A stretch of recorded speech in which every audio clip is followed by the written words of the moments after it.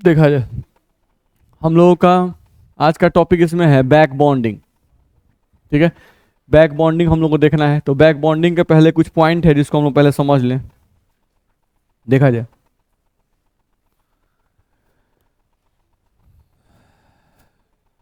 हम लोग को इसमें क्वेश्चन कभी कभी आता है पी पाई जैसे कोई मॉलिक्यूल दे देगा और मॉलिक्यूल दे के आपसे बोलता है क्या कि इसमें पी पाई बॉन्डिंग बताइए या P pi D pi bonding बताइए। बहुत इजी क्वेश्चन रहता है, ध्यान रखना। आप ऐसे भी समझते हो फिर भी हम बता दिए यहाँ पर P pi and P pi D pi bonding के बारे में बात कर रहा है। ठीक है, तो देखो ये चीज पहले से आप जानते हो कि सिग्मा बॉन्ड कैसे बनता है। एस और एस, एक परमाणु का एस और दूसरे परमाणु का एस जब आपस में अतिव्यापन करता है तो क्या बनता है? Sigma bond. नहीं, तो सिग्मा बॉन्ड बनता है एस एस अतिव्यापन से, एस पी अतिव्यापन से और पी पी अतिव्यापन से बनता है। नहीं बोल पड़े थे? अगर एक्स एक्सिस को मेन एक्सिस ले लें, एक्स एक्सिस को मेन एक्सिस, तो यहाँ कौन होगा? पी एक्स और पी एक्स, ध्यान रखना है। और याद है जो एस है वो पी एक्स पी वाई और पी जेड तीनों के अतिव्यापन से सिग्मा बॉन्ड बनाता था। तो ये हम लोग बता चुके हैं। ठीक है, तो ये आप जानते हो, बस हम उसको लिख दिए हैं। पाई बॉन्ड का निर्माण कैसे होता है? नहीं, तो पीपी अतिव्यापन, तो इसमें पीपी अतिव्यापन कौन कौन आएगा? पी वाई और पी जेड नहीं जानते हैं पहले से? नहीं, साथ साथ इसमें पी डी अतिव्यापन जो होगा हम लोग को ध्यान रखना है। हम लोग को यहाँ पर P और D का जो अतिव्यापन होगा या जो D और D का अतिव्यापन होगा उससे क्या बनेगा? पाई बॉन्ड बनेगा। बिल्कुल सिंपल सा बात है, आप पहले से जानते हो। आप ये भी पहले से जानते हो कि सिग्मा बॉन्ड किससे बनता है? एक्सियल ओवरलैपिंग से, अक्षीय अतिव्यापन जिसको हम बोलते थे, मालूम है ना? चलो, पाई बॉन्ड किससे बनता है? साइड वाइज ओवरलैपिंग या उसी को पार्श्व अतिव्यापन या उसी को लैटरल ओवरलैपिंग कहते थे। इतना जानते हैं ना पहले से? इतना में दिक्कत है? चलो आगे बढ़ते हैं, दूसरे पॉइंट पे हम लोग आ जाएं। देखा जाए अब यहां से हम लोग को थोड़ा पी पाई अतिव्यापन बताने की कोशिश किया है। नहीं तो आप पहले भी जानते हो। देखा जाए हम लोग यहां से अगर देखें, देखो तो हम लोग यहां से ले लिए एक एटम का पी ऑर्बिटल, ठीक है, और ये क्या है?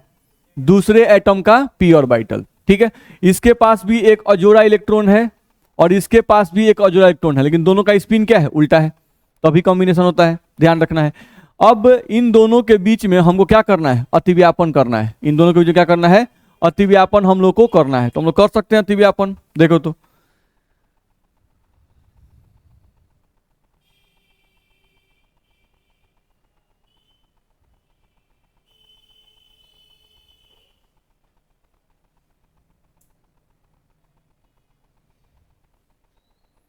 देखा जाए हम लोग को अतिव्यापन करना है तो इन दोनों को ही मिक्स कर देंगे। देखो तो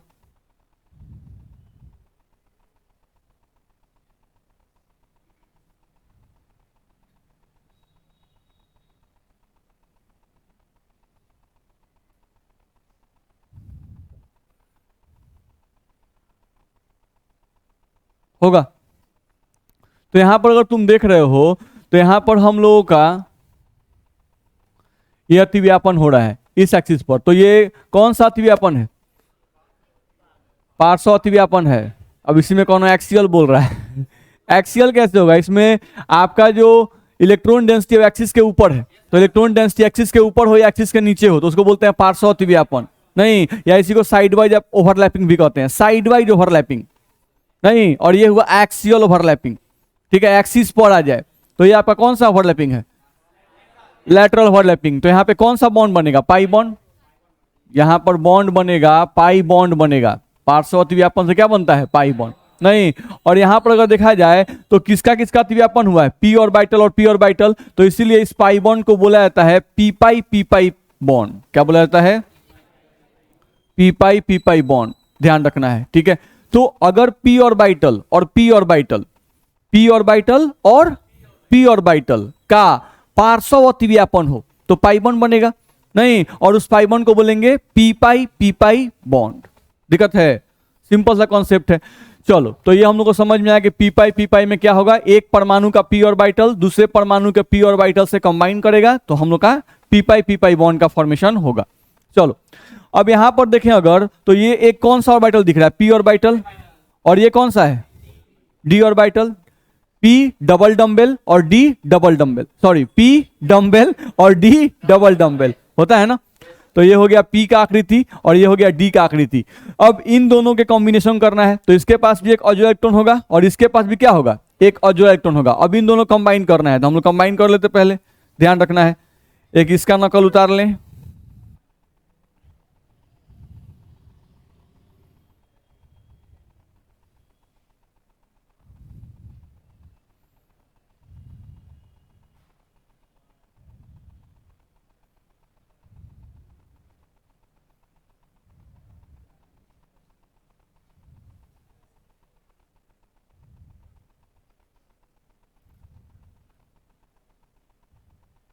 देखा जाए तो यहां से अगर देखें हम लोग, तो इसमें क्या हो रहा है, P ऑर्बिटल और D ऑर्बिटल कंबाइन करेगा, देख रहे हो। इसके पास एक अजो इलेक्ट्रॉन है और इसके पास भी क्या है, एक अजो इलेक्ट्रॉन है। नहीं, दोनों के पास एक एक अजो इलेक्ट्रॉन है। अब ये दोनों कंबाइन करेंगे तो इनके कॉम्बिनेशन से इलेक्ट्रॉन क्या हो गया, जोड़ा हो गया। तो यहाँ पर अगर देखोगे तो यहाँ भी आपका एक्सिस जो है, अगर एक्सिस हम लोग खींचना चाहें तो मान लो हम यहाँ से एक्सिस खींचते अगर, ठीक है, तो यहां से हम लोग मान लो एक लाइन एक्सिस खींच दिए, ये हो गया हम लोग का। तो अगर हम यहां से एक लाइन को खींच दिए हैं तो यहां भी इलेक्ट्रॉन डेंसिटी एक्सिस के ऊपर है कि नहीं है, है। तो यहां भी कौन सा बॉन्ड बनेगा, यहां भी आपका पाई बॉन्ड का फॉर्मेशन होगा। और यही जो पाई बॉन्ड आपका होगा, इस पाई बॉन्ड को क्या कहिएगा, P pi D pi bond, इसको आप कहिएगा P pi D pi bond, ध्यान रखना है, ठीक है। फिर अब यहां आप देख सकते हो, नहीं तो यहां पे आपका क्या हो रहा है, हम लोग को देखा जाए तो ये कौन सा ऑर्बिटल है, डी ऑर्बिटल, और ये भी कौन सा है, डी ऑर्बिटल। अब कोई एक एक्सिस खींच दो, ये एक्सिस मान लो हम खींच दिए, नहीं अब इसी एक्सिस पे हमको कंबाइन करना है इसको और इसको, तो कंबाइन कर दो, यहीं पे फोटो हम बना सकते हैं, ध्यान रखना है।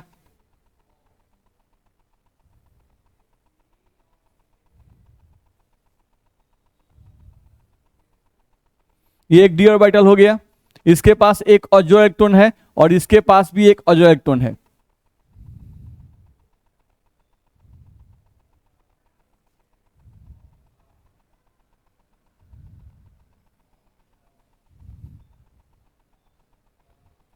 ये होगा, नहीं तो ध्यान रखना है। तो यहां भी हम लोग का देखा जाए तो यहां भी पाई बॉन्ड ही बनेगा, और यहां जो पाई बॉन्ड आपका बनेगा, इस पाई बॉन्ड को आप क्या कहिएगा, डी पाई बॉन्ड, ये कहिएगा।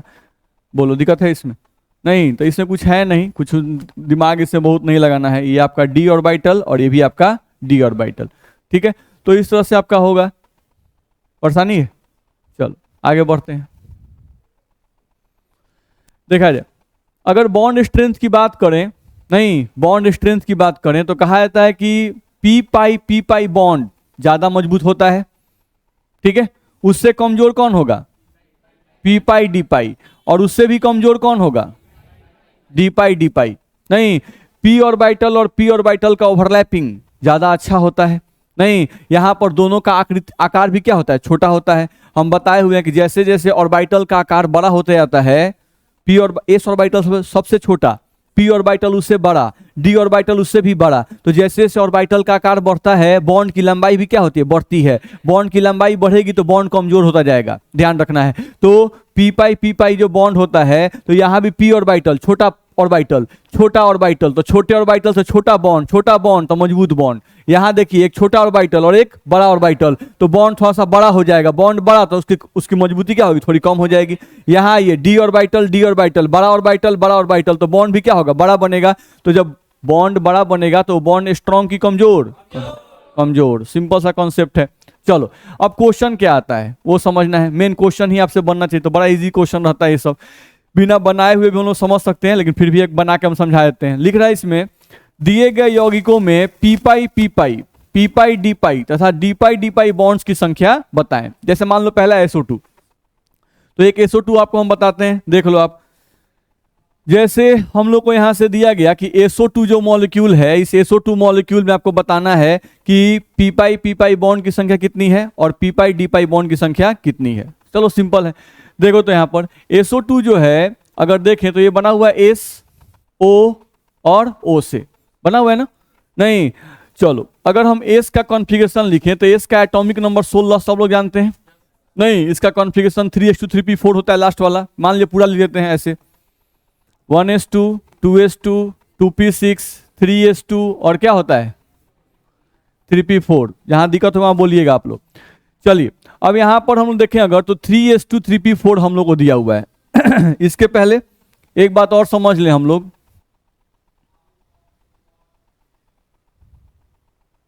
देखो तो अगर हम लोग बात करें SO2 की तो SO2 का स्ट्रक्चर याद है, S double bond O double bond O, इस पर एक लोन पे होता है ना? बोलो दिक्कत है? नहीं, यहां पर सब लोग जानते हैं कि अगर यहां पे डबल बॉन्ड है तो इसमें एक बॉन्ड क्या होगा सिग्मा और एक बॉन्ड क्या होगा पाई। इसमें भी एक बॉन्ड क्या होगा सिग्मा और एक बॉन्ड क्या होगा पाई। लिख दिए भाई। हम लोग को देख रहे हैं इसमें कि अच्छा दो को सिग्मा बन रहा है और दो क्या बन रहा है पाई। अच्छा टोटल बॉन्ड कितने हैं? टोटल बॉन्ड्स हमारे पास कितने हैं? 4। टोटल बॉन्ड की संख्या हमारे पास 4 है। ठीक है, चलो भाई सल्फर का कॉन्फ़िगरेशन हम लोग यहां लिख ही दिए हैं कि सल्फर का कॉन्फ़िगरेशन जो है वो क्या होगा। सल्फर यहां पे बॉन्ड कितना बना रहा है? 4 बॉन्ड। अच्छा तो ये बताओ कि सल्फर 4 बॉन्ड बना रहा है तो सल्फर के पास और जोड़ा इलेक्ट्रॉन कय को होना चाहिए? 4 को होना चाहिए। सिंपल सा कॉन्सेप्ट है। चलो यही ना बाहरी कक्ष है, तो बाहरी कक्ष का फोटो तुम बनाना जानबे करते हो। 3s का फोटो बना दो, इलेक्ट्रॉन कय गो? 2 गो। चलो 3p का फोटो बना दो, इलेक्ट्रॉन कय गो है? 4 गो। 1 2 3 और 1 4। चलो ये है तुम्हारा 3s और ये है तुम्हारा 3p। बोलो दिक्कत है? अभी इस स्टेट में इसके पास अनपेयर्ड इलेक्ट्रॉन कय गो है? अनपेयर्ड इलेक्ट्रॉन 2 गो है। तो पेयर्ड है, ये भी पेयर्ड है, लेकिन ये अनपेयर्ड है, ये अनपेयर्ड है। तो अनपेयर्ड कय गो है? 2 गो। तो इसके पास बॉन्ड ये कितना बनाएगा? 2। ये तो बॉन्ड 2 ही बनाएगा भाई, लेकिन हमको सल्फर ऐसा चाहिए 4 बॉन्ड बनाए। नहीं, तो हम तो जानते हैं कि सल्फर की वैलेंसी 2 4 6 होती है। नहीं, यानी सल्फर के पास ये 3p है तो इसके पास 3d क्या है? खाली है। 1 2 3 4 ये हो गया इसके पास 3d ऑर्बिटल। तो इसमें का एक इलेक्ट्रॉन यहां जंप कर सकता है? नहीं, अगर जंप कर जाए तब क्या सिचुएशन आएगा? 3s ये हो गया हमारा। इसमें इलेक्ट्रॉन कय गो? 2 गो। 3p का डब्बा बनाएंगे। चलो इसमें इलेक्ट्रॉन कय गो? तो इलेक्ट्रॉन हम लोग का 1 2 और 1 3। चलो 3d का डब्बा बनाओ। इलेक्ट्रॉन कितने होंगे? 4। तो एक इलेक्ट्रॉन इसमें आ गया, तो ये आ गया आपका 3p और ये आपका आ गया 3d। बोलो दिक्कत है इसमें? कह सकते हैं ना? अब यहां से तुम देख सकते हो, यहां से अगर हम लोग ध्यान दें तो हमारे पास अनपेयर्ड कितने हो गए? अनपेयर्ड 4 हो गए। तो बॉन्ड कितने होंगे? 4। अच्छा नहीं, ये इस स्टेट को क्या कहते हैं? First excited state. जानते हैं ना हम लोग ये सब? नहीं, तो फर्स्ट एक्साइटेड स्टेट में यानी अच्छा यहाँ सल्फर 4 बॉन्ड बना रहा है, इसका मतलब जरूर फर्स्ट एक्साइटेड स्टेट में है। चलो देखते हैं। उसके बाद सल्फर के साथ ऑक्सीजन कितने हैं बाबू? 2। चलो एक ऑक्सीजन को यहाँ पे लिख रहे हैं। देखो ऑक्सीजन का एटॉमिक नंबर 8। अगर कॉन्फ़िगरेशन लिखते हैं इसका तो 1s2 2s2 और 2p4 होता है, यही होता है। इसके पास कोई 2d ऑर्बिटल नहीं होता है। तो इसका अगर हम फोटो बनाए तो यही आउटर मोस्ट ऑर्बिट है। नहीं, अगर आप 2s का फोटो बनाओगे तो 2s में इलेक्ट्रॉन 2 और 2p का फोटो बनाओगे तो 2p में इलेक्ट्रॉन कय गो? 4 गो। 1 2 3 और 1 4। बोलो ये कौन सा है? 2s और ये क्या है? 2p। दिक्कत नहीं ना है? चलो अगर हम एक दूसरा ऑक्सीजन भी लिखेंगे तो इसके लिए कॉन्फ़िगरेशन लिखना जरूरी नहीं है, यही डब्बा बनेगा सेम। 2s में 2 और 2p में कितने? 4। 1 2 3 और 1 4 होगा। ये 2s होगा और ये 2p होगा। देख लो, इतना में किसी को दिक्कत तो पहले बोल देना। तो ये तो हम सिर्फ कॉन्फ़िगरेशन लिखे हैं, इतना में किसी को दिक्कत नहीं होगा। चलो अब हम देखते हैं क्या कि ये जो एक ऑक्सीजन है, एक ऑक्सीजन क्या बना रहा है? एक सिग्मा बॉन्ड बना रहा है कि नहीं बना रहा है? बना रहा है। ये एक ऑक्सीजन जो है वो एक सिग्मा बॉन्ड बना रहा है। चलो तो हम इस ऑक्सीजन को पकड़ते हैं। ये ऑक्सीजन एक सिग्मा बॉन्ड बनाएगा, किसके साथ? सल्फर के साथ। नहीं, तो चलो इसका एक इलेक्ट्रॉन यूज होगा, कौन सा? 2p वाला। नहीं, चलो अब सल्फर का एक यूज होगा 3p वाला। यानी कि हम लोगों का एक SO2 में यहां पे बॉन्ड बनेगा। चलो हम यहां बना रहे हैं S, यहां हम लोग बना रहे हैं सिग्मा बॉन्ड पहले। नहीं, एक ऑक्सीजन के साथ। तो कौन कौन यूज हुआ? सल्फर का क्या यूज हुआ? 3p। नहीं, और ऑक्सीजन का 2p। चलो तो हम ऐसा लिखे क्या? 2p और 3p। बोलो दिक्कत है? नहीं, ये कौन सा बॉन्ड बना? सिग्मा। ये हम लोग का बॉन्ड बना, सिग्मा बॉन्ड बन गया। चलो अब एक और सिग्मा बनाना है, दूसरा एक ऑक्सीजन लेना है। चलो दूसरा ऑक्सीजन ये वाला आ गया, नहीं इसका भी 2p और इसका 3p का एक इलेक्ट्रॉन। चलो यानी यहां पर जो सिग्मा बना वो भी हम लोग का बना सल्फर का 3p और ऑक्सीजन का 2p। चलो तो यहां भी जो बॉन्ड बना वो कौन सा बना? सिग्मा बॉन्ड का काम खत्म। नहीं, अब बनेगा पाई बॉन्ड। चलो देखते हैं पाई बॉन्ड बना के। तो यहां से हम लोग का खींच रहे हैं अब पाई बॉन्ड, ये हम लोग का बनेगा पाई बॉन्ड। चलो तो इस ऑक्सीजन का, एक ऑक्सीजन का 2p का एक इलेक्ट्रॉन यूज हो चुका है, 2p का एक इलेक्ट्रॉन यूज हो चुका है, वो है ना? नहीं, अब कौन यूज होगा? फिर 2p का दूसरा इलेक्ट्रॉन, तो इसका कौन भाग ले रहा है? 2p। कौन भाग ले रहा है? 2p। तो इसका ले लिया हम लोग का ऑक्सीजन का 2p भाग ले लिया। चलो भाई ये पाई बॉन्ड बन रहा है। अब इसका भी एक इलेक्ट्रॉन यूज होगा, तो कौन सा? 3p। चलो तो यहां से हम लोग देखा जाए तो यहां जो पाई बॉन्ड बना वो बना 2p और 3p से। ये कौन सा बॉन्ड है? Pi bond. तो यहां पे जो ऑर्बिटल ओवरलैप कर रहा है वो कौन कौन है? p और p। कौन है? p और p। तो यहां पर जो पाई बॉन्ड बनेगा वो पाई बॉन्ड कहलाएगा p पाई बॉन्ड। क्या कहलाएगा? p पाई बॉन्ड कहलाएगा। चलो अब इसमें आ जाओ, यहां भी डबल बॉन्ड है कि नहीं है? है। चलो अब यहां तुम काउंट करो, इस ऑक्सीजन का तो दोनों यूज हो गया, इस ऑक्सीजन का अब ये यूज होगा, ये वाला यूज होगा। चलो इसका ये यूज हुआ, इसका कौन यूज होगा? इसका सब यूज हो चुका है, यही ना बचा है, तो ये यूज होगा 3d। चलो यानी यहां जो हम लोग का बॉन्ड बन रहा है पाई बॉन्ड, ये पाई बॉन्ड बन रहा है, सल्फर का कौन यूज हो रहा है? 3d और ऑक्सीजन का कौन सा?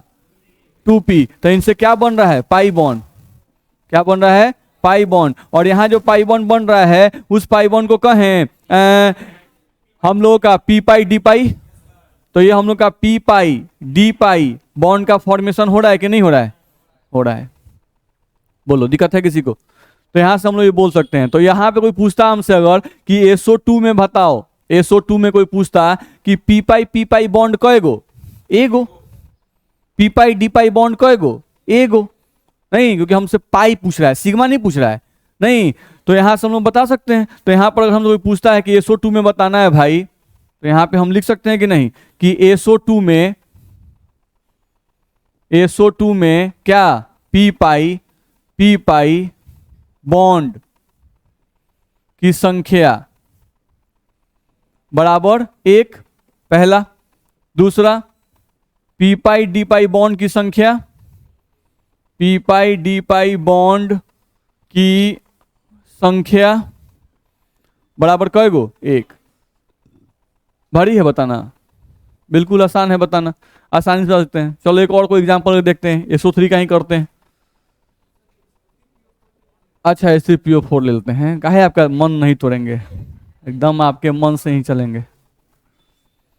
हाँ सर बोलिए ना। है दूसरा तरीका है कि बिना देखे बता सकते हैं। हाँ मतलब सिर्फ मॉलिक्यूल को देखिए और देख के सोच के बता दीजिए, इसमें कुछ दिमाग ही नहीं लगाना। ये तो समझाने के लिए इंटेल किया जाता है, समझाने में कुछ करना तो SO2 जो बच्चा जानता है वो सीधे फिगर बनाएगा। नहीं, वो सीधे फिगर बनाया, वो जानता है कि एक सिग्मा एक पाई बनेगा। नहीं, अब उसके दिमाग में है कि भाई इसका 3p3 है, 3d 1 है, एकदम उसको पता है कि भाई 4 बॉन्ड सल्फर बना रहा है, तो 4 बॉन्ड बनाने के लिए जरूर इसके p में 3 गो होगा, d में 1 गो जाएगा, क्योंकि वो देख रहा है कि कॉन्फिगरेशन होता है सल्फर का 3:3p4 होता है ना। नहीं तो 3p4, अच्छा ग्राउंड स्टेट में तो अनपेयर 2 गो होता है। नहीं, इसको चाहिए कई गो? 4 गो, तो जरूर को जंप किया होगा, जंप केने गया होगा? डी में गया होगा। अच्छा यानी कि p पाई d पाई ये गो बनेगा, डी में के गो ना है भाई, तो ये गो जो पाई बॉन्ड बनेगा वो किससे बनेगा? p पाई d पाई। नहीं, अब बाकी सब तो pa वाला है, तो ये p पाई ही ये गो बनेगा। नहीं तो ये तो आपको समझाने के लिए ना डिटेल है, नहीं तो ये कुछ है थोड़े ना, बस में है वो तो हम लोग देखेंगे फिगर देख के बता देंगे। चलिए, लेकिन भाई तरीका जो है वो तरीका आपको हम बता रहे हैं, नहीं आप लोग ऐसे ही बता सकते हो, आसानी से ध्यान रखना है, ठीक है। चलो H3PO4, तो फिगर बस बनाने आ गया तो हम बना लेंगे। P ऑक्सीजन कय गो? 1 2 3 4, हाइड्रोजन 3 गो,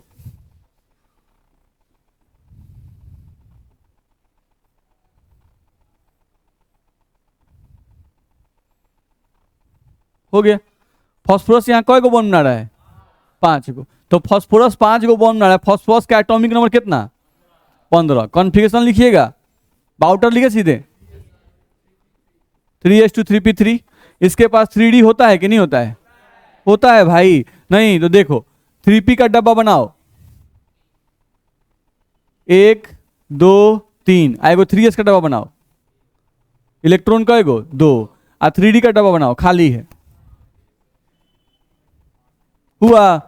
नहीं। अब तुम देख रहे हो यहां पर कि 3s का एक इलेक्ट्रॉन जंप करेगा तब ना 5 अनपेयर्ड होगा। अभी अनपेयर्ड कितना है? ये 3s लिख दो, यहाँ 3p लिख दो, और यहाँ क्या लिख दो?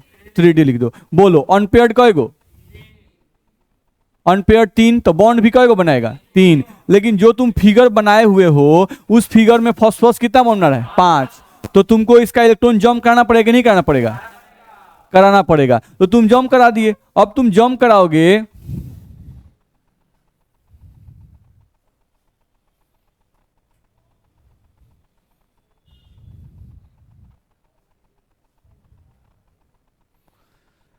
अब हम लोग जंप करा दिए। तो जंप कराने के बाद थोड़ा देखो तो 3s में फास्फोरस के 3s में इलेक्ट्रॉन कएगो बचा?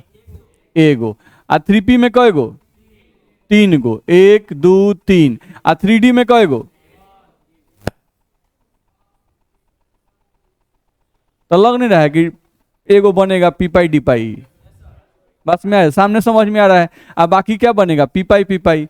यहाँ पर हम लोगों को देखा जाए तो पाई बॉन्ड तो एक गो है, तो सीधे पी पाई डी पाई नहीं। लेकिन अब समझ लीजिए कैसे कैसे बन रहा है। चलो ये क्या हुआ? 3d, यही है ना? इसमें ये क्या है? तो पाई एक गो ना है भाई। तो पाई बॉन्ड लास्ट में बनता है। पाई बॉन्ड कैसे बनता है? लास्ट में। तो इसका लास्ट इलेक्ट्रॉन कहाँ है? डी में। तो पाई बॉन्ड जो यहाँ बना है, कोई पूछेगा कि यहाँ जो पाई बॉन्ड बना है बताओ वो कौन सा होगा? तो पी पाई डी पाई होगा। फैक्ट है, लेकिन आप इसको चेक कर लीजिए, मन कर रहा है। और चलिए ऑक्सीजन कएगो है? एगो, 2 गो, 3 गो, 4 गो। तो 4 गो ऑक्सीजन मान लो हम लिखते हैं। फिल करने के लिए आपको हम बना दे रहे हैं 1 2 3 और 1 4। चलो इसका फोटो बनाए, सीधे डिब्बा बनाए। 2s में 2 और p में 4 गो। 1 2 3 4। ये कौन है? 2s। और ये कौन है? 2p। चलो इसका बना दो वैसा ही फोटो। 2s में 2 गो, आप 2p में 1 2 3 4। चलो इसका भी उसी बना दो। 2s 2 गो, 2p 4 गो, 1 2 3 4। इसका बना दो 2s एगो डिब्बा, इलेक्ट्रॉन p में 1 2 3 4। बोलो दिक्कत है इसमें? तो इस तरह से आप बना सकते हो, समझा के आप बनाने के लिए हुआ, लेकिन सीधे आप बता सकते हो, ध्यान रखना है। ठीक है, तो पहले सिग्मा बॉन्ड में यूज करो। नहीं, सिग्मा बॉन्ड में पहले यूज करो। चलो एक ऑक्सीजन को, इसको फर्स्ट ऑक्सीजन मान लो, ये हमारा फर्स्ट हो गया। ऐसे हमारा सेकंड थर्ड इस तरह से आ गया। चलो किसी को मान लो, जैसे इसी ऑक्सीजन को हम लोग मान रहे हैं, तो ये ऑक्सीजन पहले क्या बना रहा है? Sigma bond. फास्फोरस से क्या बनाया है? Sigma bond. तो चलो इस ऑक्सीजन का एक इलेक्ट्रॉन यूज करो, तो इस फास्फोरस का भी एक यूज होगा कि नहीं होगा? नहीं, तो यूज कर दिए तुम। चलो इसका एक P और इसका S। नहीं, तो यहां जो सिग्मा बॉन्ड बना वो ऑक्सीजन का कौन यूज किया? 2p। और फास्फोरस कौन सा इलेक्ट्रॉन? 3s। देख लो नहीं यूज किया है क्या? ठीक है, अब चलो इधर का सिग्मा बॉन्ड ये बनाओ। इधर सिग्मा तुम बनाओगे तो चलो इस ऑक्सीजन को पकड़ लो, तो इसका फिर यूज होगा कौन सा? 2p। नहीं, और इसका यूज होगा 3p। चलो तो इसका भी बना दो। यहां पर हम लोग का बनेगा इसका 3p और इसका 2p। एक और सिग्मा बन गया। चलो अब नीचे वाला का देख लो, 3 नंबर, इसको मान लो। इसमें का एक यूज करो और इसमें का एक यूज करो, तो इसका 2p और उसका 3p। चलो यहां पर अगर तुम सिग्मा बनाते हो तो फिर से लिखोगे, यहां पर कौन सा बनेगा? 3p और 2p। देख लो दिक्कत है? तो इसका 3p और 2p जब मिलेगा तो यहां पे हम लोग का एक बॉन्ड बन जाएगा। ठीक है, चलो अब ऊपर वाला ऑक्सीजन जो सिग्मा बना रहे हैं इसको तुम देखना है, इसको। चलो ये वाला चौथा, तो इसका फिर 2p और इसका यूज होगा 3p। नहीं, तो चलो यूज कर दो यहां पर जो हम लोग का सिग्मा ऊपर वाला, तो ये बनेगा ऑक्सीजन का कौन सा? 2p और इसका कौन सा? 3p। देख लो फास्फोरस का सब यूज हो गया। नहीं, अब फास्फोरस प्लस क्या बचा हुआ है? Pi bond. तो चलो कोई आप इस ऑप्शन को यूज कर रहे थे? नहीं, तो इसका 2p यूज होगा और इसका कौन यूज होगा? 3D। तो यहाँ जो पाई बॉन्ड हम लोग का बना हुआ है, ये वाला पाई बॉन्ड, उसमें ऑक्सीजन का यूज होगा 2p और फास्फोरस का यूज होगा 3D। यूज होगा कि नहीं होगा? तो यहाँ पर जो पाई बॉन्ड बन रहा है वो p और d ऑर्बिटल को ओवरलैपिंग से बन रहा है। तो इस पाई बॉन्ड को आप क्या कहिएगा? p पाई d पाई बॉन्ड कहिएगा। कुछ नहीं करना है, देख लीजिए, कहीं दिक्कत तो बोलिए। बुझा रहा है?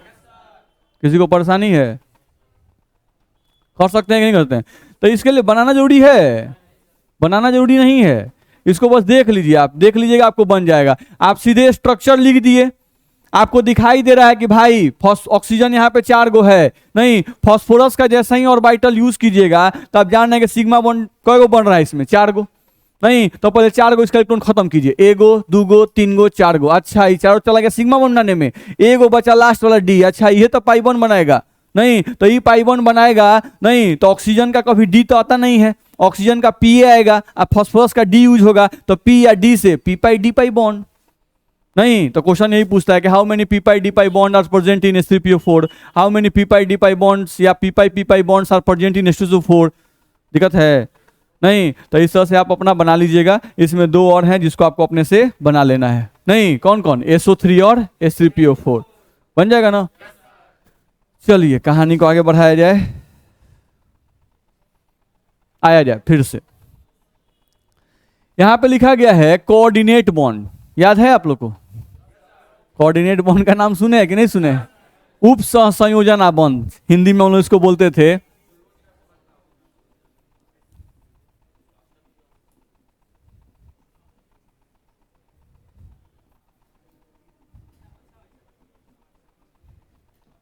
उप सहसंयोजन बॉन्ड, यही हम लोग का था। नहीं, ध्यान रखना है, कोऑर्डिनेट बॉन्ड हम लोग इसको बोलते हैं।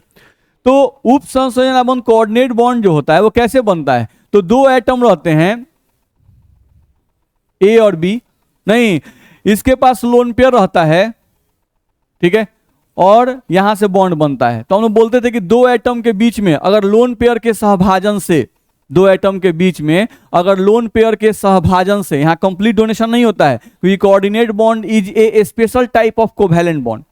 ठीक है, कोऑर्डिनेट बॉन्ड जो है वो एक कोवैलेंट बॉन्ड ही है, लेकिन जनरली कोवैलेंट बॉन्ड में क्या होता है? कोवैलेंट बॉन्ड में होता है कि परस्पर सहभाजन होता है। परस्पर सहभाजन का मतलब अगर ए और बी के बीच में कोवैलेंट बॉन्ड है तो नियम है कि एक इलेक्ट्रॉन ए देगा तो बी भी अपना एक इलेक्ट्रॉन देगा, और इनके परस्पर सहभाजन से क्या बनेगा? बॉन्ड बन जाता था, नहीं बना था? ठीक है, तो ये हम लोग बनाना सीखे थे।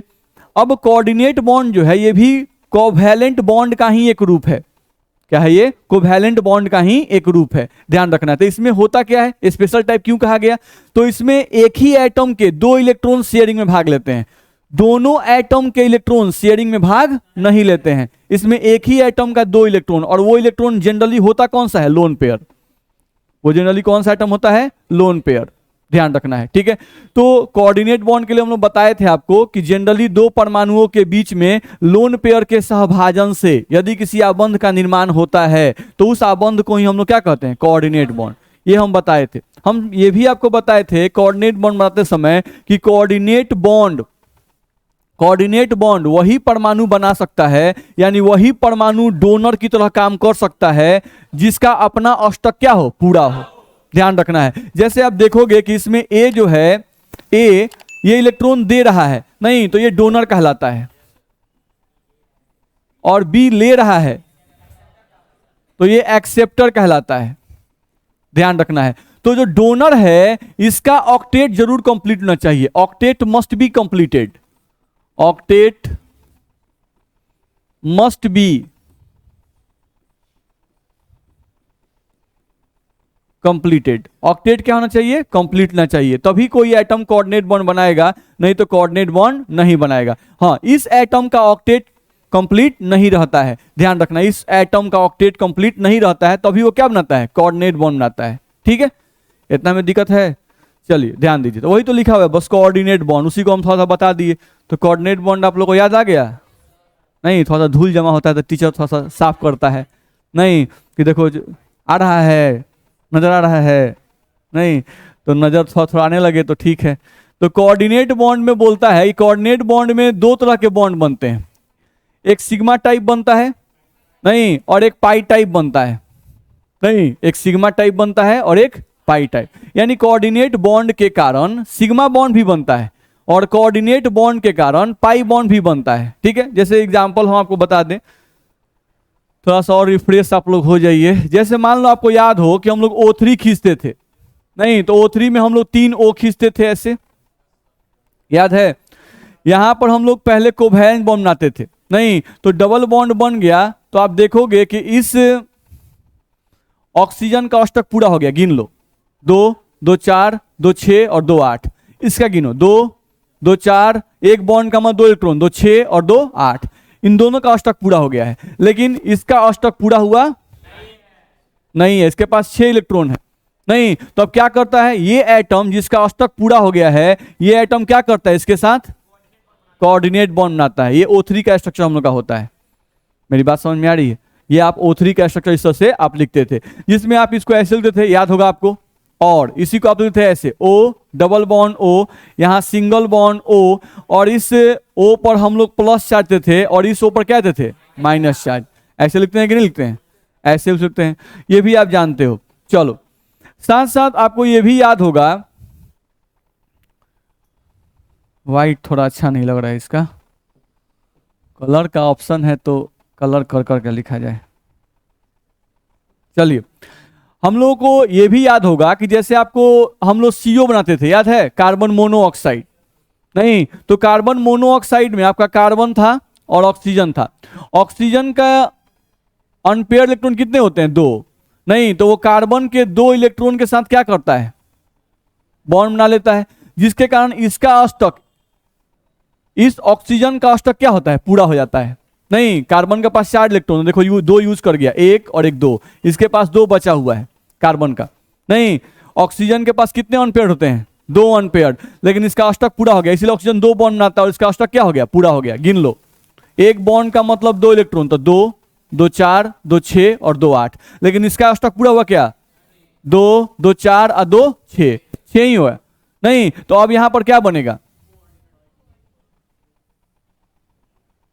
कोऑर्डिनेट बॉन्ड बनेगा। तो यहां पर जो आपका कोऑर्डिनेट बॉन्ड बना उसको तुम ध्यान से देखो, C ट्रिपल बॉन्ड O, और इस O पर प्लस और कार्बन पर माइनस। तो यहां जो कोऑर्डिनेट बॉन्ड के कारण बना वो कौन सा बॉन्ड बना, पाई बॉन्ड। और यहां जो कोऑर्डिनेट बॉन्ड बना वो कौन सा बॉन्ड था, क्योंकि VBT का होता है भाई। नहीं, क्योंकि अगर 2 एटम के बीच में अगर एक बॉन्ड है तो जनरली वो हमेशा क्या होता है, सिग्मा बॉन्ड होता है। और अगर 2 एटम के बीच में डबल बॉन्ड है तो एक सिग्मा और एक पाई होता है, और अगर ट्रिपल बॉन्ड है तो एक सिग्मा और 2 पाई होते हैं। तो यहाँ पे कोऑर्डिनेट बॉन्ड जो बना, यहाँ जो कोऑर्डिनेट बॉन्ड बना वो कोऑर्डिनेट बॉन्ड हम लोग का देखा जाए तो किसी ने बदला, पाई बॉन्ड में। और यहाँ जो कोऑर्डिनेट बॉन्ड बना वो किसी ने बना, सिग्मा बॉन्ड, ध्यान रखना है। तो यहाँ पर जो कोऑर्डिनेट बॉन्ड बन रहा है, नहीं यहां जो कोऑर्डिनेट बॉन्ड बना जिसके कारण यहां पर पाई बॉन्ड का फॉर्मेशन हुआ, इसी कोऑर्डिनेट बॉन्ड को बैक बॉन्ड कहते हैं। ध्यान रखना, इसी कोऑर्डिनेट बॉन्ड को हम क्या कहते हैं, बैक बॉन्ड कहते हैं। अगर किसी भी कोऑर्डिनेट बॉन्ड को आप अगर पाई बॉन्ड के फॉर्म में लिख रहे हैं, किसी कोऑर्डिनेट बॉन्ड को अगर आप पाई बॉन्ड के रूप में लिख रहे हैं तो वो कोऑर्डिनेट बॉन्ड बैक बॉन्ड कहलाता है। ध्यान रखना है, यहां पर जो कोऑर्डिनेट बॉन्ड है ये भी कोऑर्डिनेट बॉन्ड था, नहीं तो ध्यान रखना है, this coordinate bond is not back bond. नहीं, ध्यान रखिएगा, नॉट बैक बॉन्ड, ये बैक बॉन्ड नहीं कहलाएगा। ध्यान रखना है, क्योंकि इसका नाम भी नहीं रखा गया। देख रहे क्या नाम रखा गया, बैक बॉन्ड। बैक बॉन्ड का मतलब बॉन्ड पहले से बना हो और उसके बाद एक और बॉन्ड बन जाए तो उसको कहते हैं बैक बॉन्ड। बस में रहा है, तो यहाँ बॉन्ड पहले से बना हुआ है, ठीक है, एक और बॉन्ड बन गया तो ये हो गया बैक बॉन्ड। बस में रहा है, यहां पर क्या इनके बीच में पहले से कोई बॉन्ड बना हुआ है, नहीं है, तो इसलिए इसको बैक बॉन्ड नहीं कहेंगे। तो कोऑर्डिनेट बॉन्ड के कारण, दिमाग में क्या गया, कोऑर्डिनेट बॉन्ड के कारण अगर सिग्मा बॉन्ड बनता है तो वो बैक बॉन्ड नहीं है। अगर कोऑर्डिनेट बॉन्ड के कारण पाई बॉन्ड बनता है तो वो क्या कहलाएगा, बैक बॉन्ड कहलाएगा। पहला बात दिमाग में गया, ठीक। चलो, सिग्मा बॉन्ड जो होता है सबको लोग जानते हैं कि सिग्मा बॉन्ड किससे बनता है, एक्सियल ओवरलैपिंग, जिसको हिंदी में हम लोग अक्षीय अतिव्यापन कहते हैं। ध्यान रखना है। चलो, अगर हम पाई बॉन्ड की बात करें, नहीं तो पाई बॉन्ड कैसे बनता है, लैटरल ओवरलैपिंग या साइड वाइज ओवरलैपिंग। होता है कि नहीं होता है? पार्श्वत्वियापन जिसको आप बोलते हो, बोलो इतना में दिक्कत है? तो बैकबोन का पहले मतलब समझ में आया? बैकबोन किसे कहेंगे? तो बैकबोन कोऑर्डिनेट बॉन्ड ही है नहीं, लेकिन कौन सा कोऑर्डिनेट बॉन्ड? जो पाई बॉन्ड बनाता है उस कोऑर्डिनेट बॉन्ड को बैकबोन कहते हैं। क्यों समझते हो? पहले दो एटम नजदीक आते हैं तो जनरली पहले कौन सा बॉन्ड बनता है, सिग्मा की पाई? सिग्मा, बताया गया ना। दो एटम जब भी नजदीक आते हैं तो पहले उनके बीच में सिग्मा, तब कौन सा? पाई। ध्यान रखना है। नहीं तो बैक बॉन्ड, नहीं बैक बॉन्ड भी जब बनेगा तो बैक बॉन्ड क्या है? पाई बॉन्ड ही है। नहीं तो निश्चित रूप से बैक बॉन्ड का भी निर्माण बाद में होता है, यानी पहले सिग्मा बॉन्ड बन जाएगा तब बैक बॉन्ड बनेगा। मेरा बात बुझा रहा है ना? ये सब दिमाग में जाना चाहिए, ध्यान रखना है, ठीक है। चलो तो जस्ट हम वही लिखे हुए हैं, देख लो। कोऑर्डिनेट बॉन्ड में दो टाइप होता है, एक सिग्मा बॉन्ड, कोऑर्डिनेट बॉन्ड से एक सिग्मा बॉन्ड बनता है, और कोऑर्डिनेट बॉन्ड से क्या बनता है? पाई बॉन्ड बनता है। जो पाई बॉन्ड वाला टाइप होगा वही क्या कहलाएगा? बैक बॉन्ड कहलाएगा। समझ गए आप लोग? चलो अब जैसे इसमें दिखाया गया है, देख रहे हो, ये जो ऑर्बिटल है, ये जो orbital, one orbital having lone pair, इस ऑर्बिटल के पास क्या है? लोन पेयर है। क्योंकि हम बता चुके हैं भाई कोऑर्डिनेट बॉन्ड कैसे बनता है? लोन पेयर के साझा से, लोन पेयर के शेयरिंग से। तो एक ऑर्बिटल, ये एक एटम का ऑर्बिटल जिसके पास लोन पेयर है, नहीं, और ये एक एटम का ऑर्बिटल जो कि क्या है? वैकेंट है। वैकेंट का मतलब खाली है, नहीं ये खाली ऑर्बिटल है, खाली कक्षक, ये आपका खाली कक्षक है। नहीं, अब इन दोनों को आप मिक्स करना चाहते हैं। चलो आप एक एक्सिस खींच दिए, यहां पर आप एक एक्सिस खींच दिए और इस एक्सिस के लॉन्ग इन दोनों का आप अतिव्यापन कर दिए।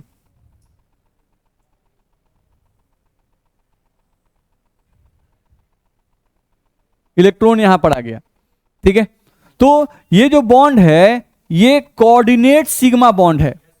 कौन सा बॉन्ड है? Coordinate sigma bond. ध्यान रखना है, कोऑर्डिनेट बॉन्ड कैसे बनता है? तो कोऑर्डिनेट बॉन्ड लोन पेयर के सहभाजन से बनता है। तो यहां जो हम लोग दो इलेक्ट्रॉन लिखे हैं वो क्या है? Lone pair. और ये दूसरे एटम का ऑर्बिटल जो क्या है? खाली है। नहीं, अब ये कौन सा अतिव्यापन कर रहे हैं? एक्सियल की लैटरल? एक्सियल। तो एक्सियल एक्सिस पर होता है, तो एक्सिस पर हो रहा है तो इस कोऑर्डिनेट बॉन्ड को हम कहें coordinate sigma bond. Coordinate sigma bond. बोलो दिक्कत है किसी को? कह सकते हैं कि नहीं कह सकते हैं? कह सकते हैं। एक मिनट, हेलो।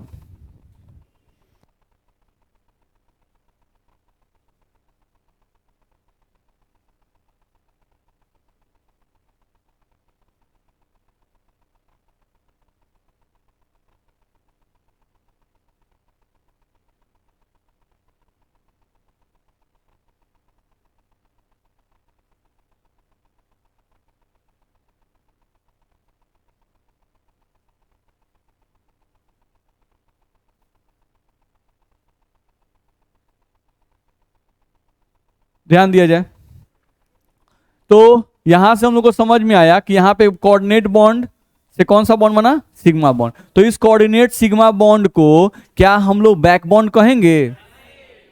नहीं। चलिए एग्जाम्पल हम लोग समझ चुके हैं, अगले पॉइंट पे आइए।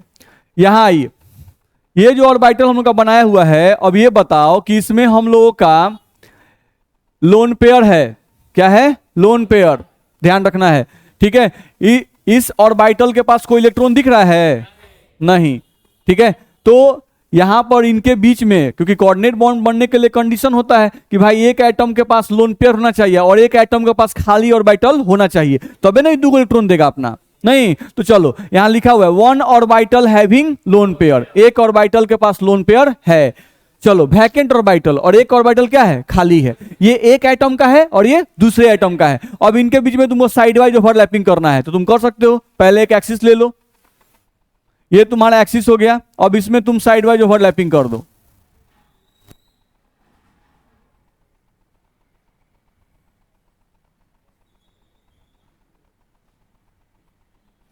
बोलो दिक्कत है?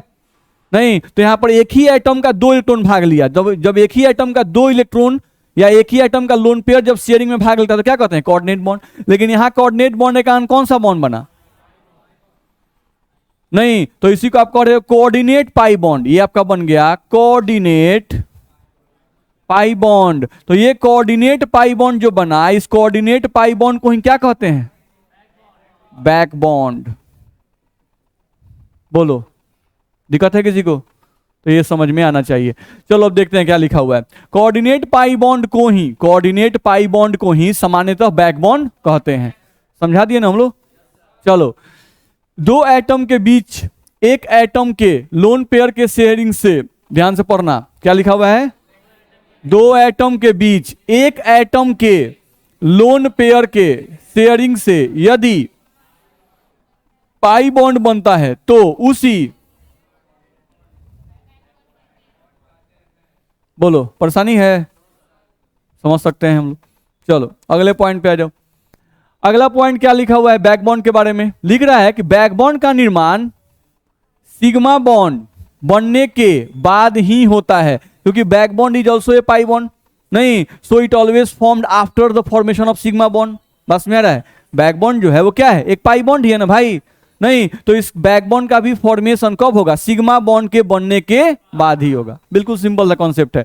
चलो, दो परमाणुओं के बीच बैकबॉन्ड का निर्माण तभी होगा जब एक परमाणु के पास लोन पेयर हो तथा दूसरे परमाणु के पास वैकेंट ऑर्बिटल हो, यानी खाली कक्षक हो।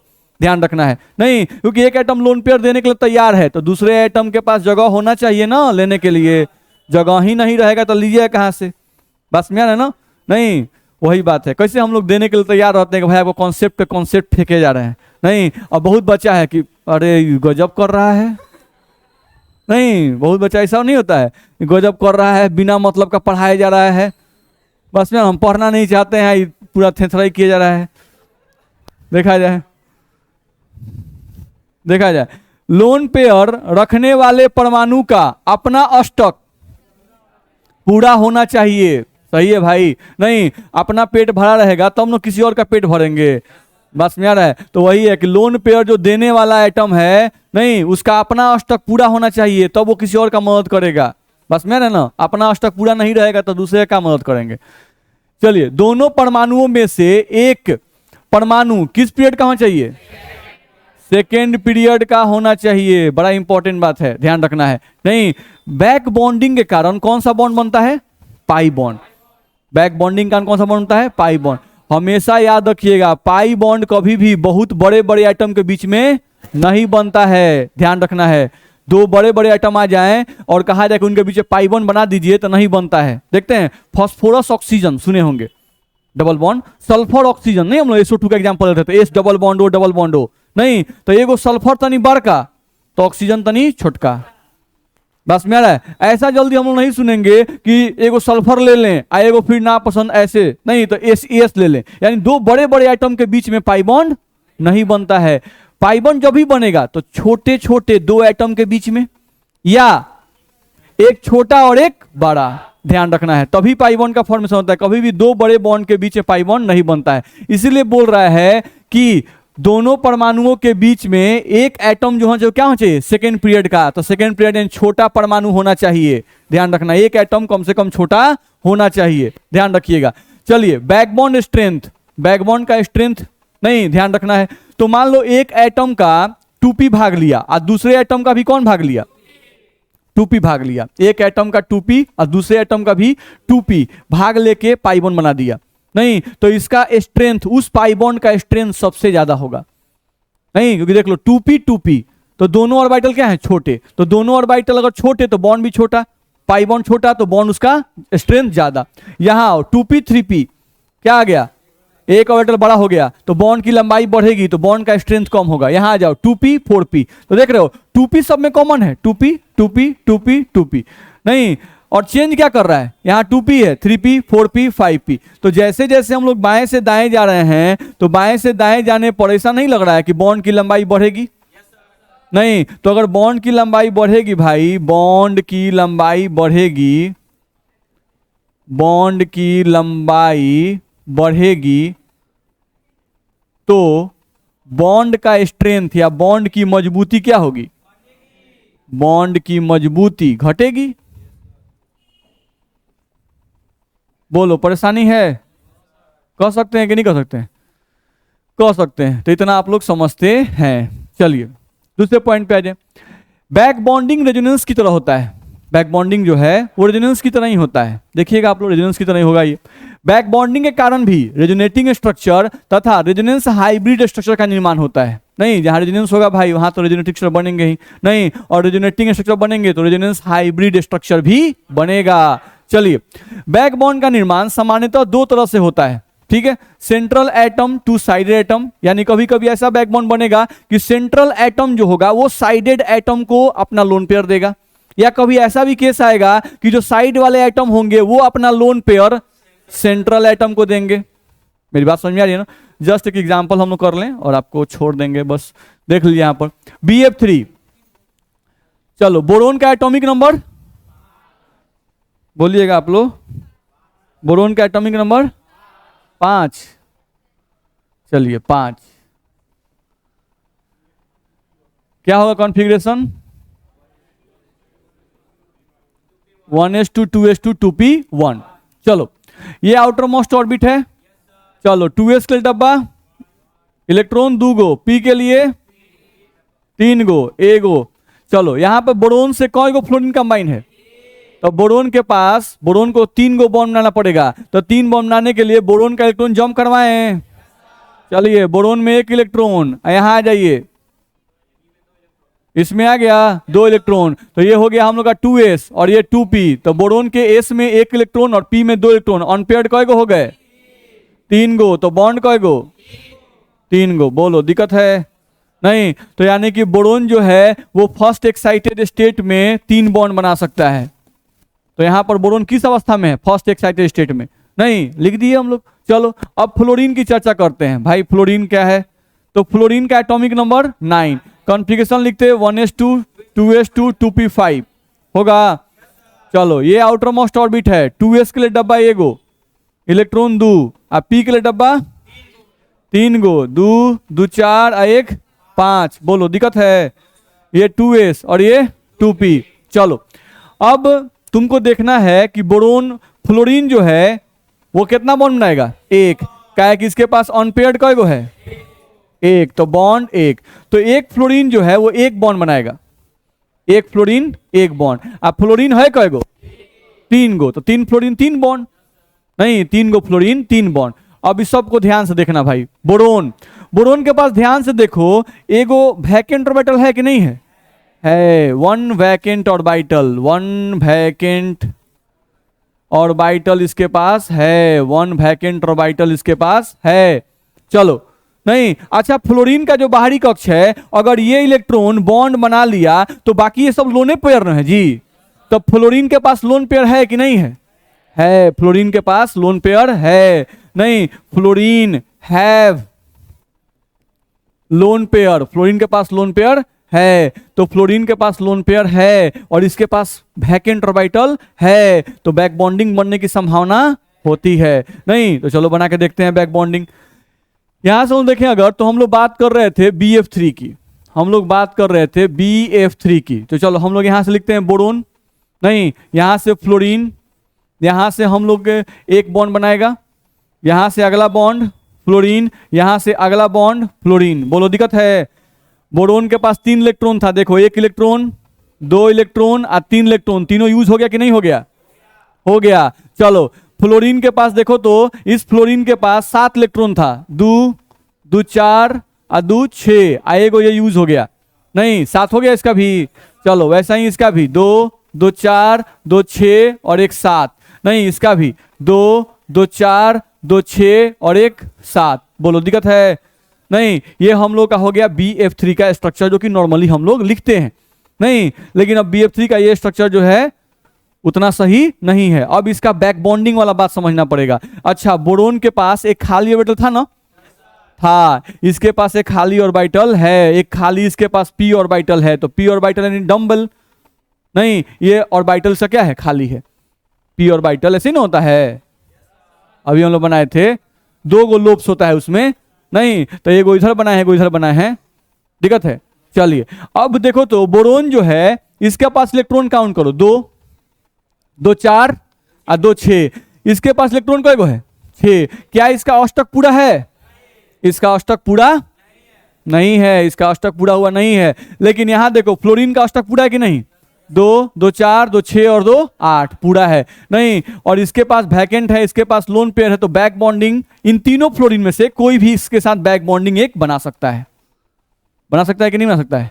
बना सकता है। तो ये हम लोग का बैक बॉन्डिंग बना। अब इसको हम लोग चाहें तो इसको तो ऐसे भी लिख सकते थे जी, बी एफ एफ, मतलब इस पे लोन पेयर होगा, ठीक है। और फिर यहां से एक एफ देख लो, जहां दिक्कत वहां बोलना, एफ पर प्लस दें, इस पे माइनस दें और इस पर बॉन्ड खींचें, दिक्कत है।